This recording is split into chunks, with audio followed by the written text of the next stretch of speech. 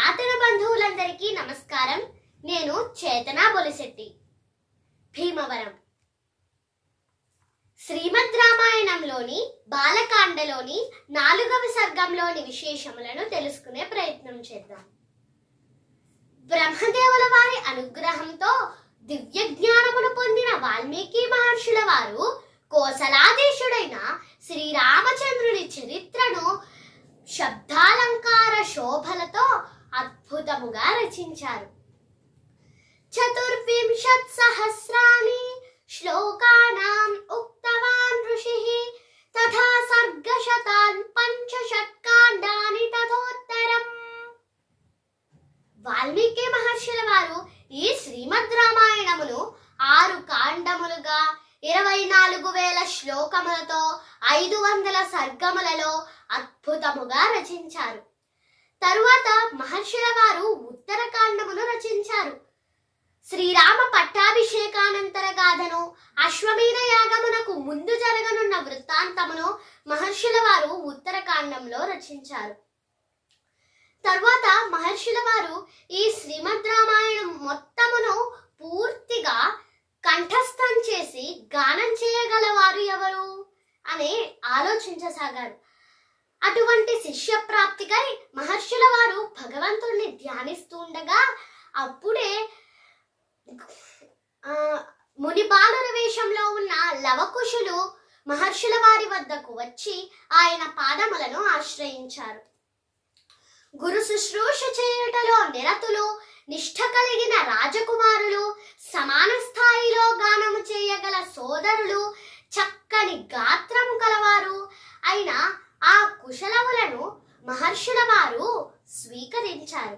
అప్పుడు మహర్షుల వారు ఈ శ్రీమద్ రామాయణమును పూర్తిగా కంఠస్థం చేసి గానం చేయగల సమర్థులు వీరు ఆ గానమును చేయగలరు, వీరు దానికి సమర్థులు అని మహర్షుల వారు తలచారు.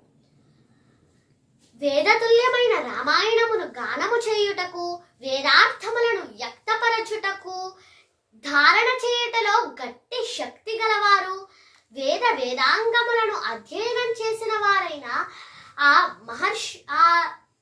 మునిబాలుర వేషంలో ఉన్న లవకుశులను మహర్షుల వారు స్వీకరించారు. అప్పుడు మహర్షుల వారు వారిని స్వీకరించి ఈ శ్రీమద్ రామాయణంలో శ్రీరాముని వృత్తాంతము, సీతాచరితము, రావణ వధ వర్ణించబడినందువల్ల దీనిని శ్రీమద్ రామాయణము అని, సీతాచరితము అని, పౌలస్త్య వధ అని మహర్షుల వారు ఆ కుశలవులకు ఉపదేశించారు.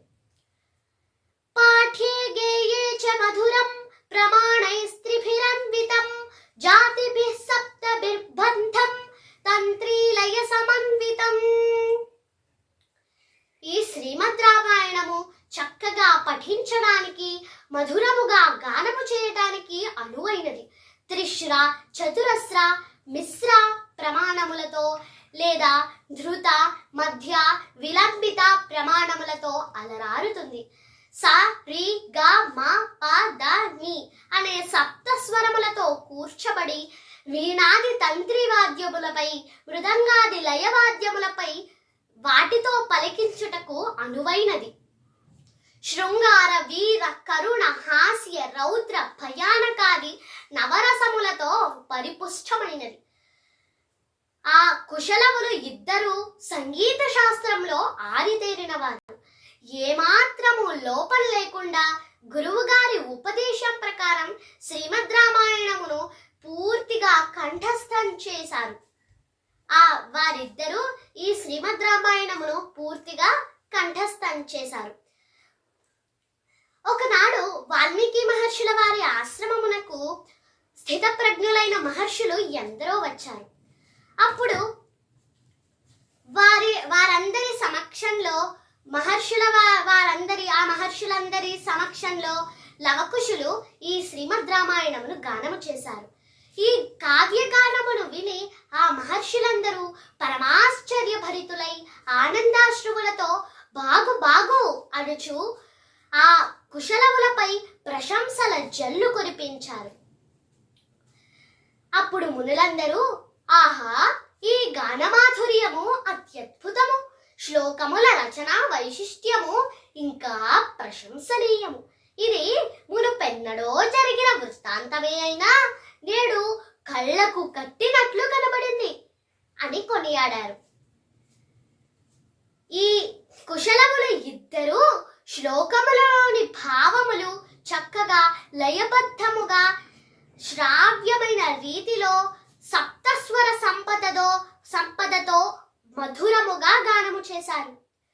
వారి గానమునకు ఆనందించిన మహర్షులు ఒకరు కలశమును, మరొకరు కమండలమును, జింక చర్మమును, వల్కలములను, మెత్తని ఆసనమును, యజ్ఞోపవీతమును, మేడిపీఠమును, దర్భములత్రాడును, జింక చర్మమును, జపమాలను, కౌపీనమును, కాష్ఠరజ్జువును,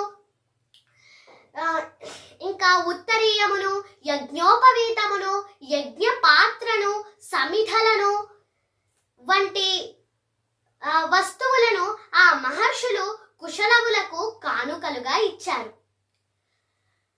ఒకనాడు కోసల దేశంలో లవకుశులు వీధులలో, రాజమార్గములలో ఈ శ్రీమద్ రామాయణమును గానము చేస్తూ ఉండగా భరతాగ్రజుడైన శ్రీరామచంద్రుల వారు ఒకసారి వారిద్దరిని తిలకించారు.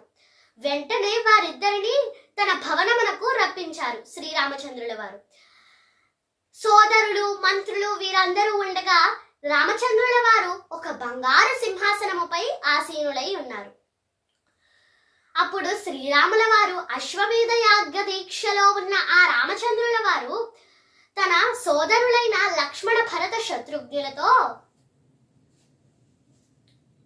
ఈ మునిబాలన వేషంలో ఉన్న ఈ బాలకులు, ఈ ఇద్దరు లవకుశులు చేసే విచిత్రార్థ పద విలపితమైన వృత్తాంతమును వినండి, ఈ ఇద్దరు చిరంజీవులు చేసే ఈ వృత్తాంతమును వినండి, ఈ గానమును వినండి అని ఆ శ్రీరామచంద్రుల వారు ఆ వారితో ఆ విధముగా పలికి ఆ బాలులను పాడుటకు ప్రోత్సహించారు.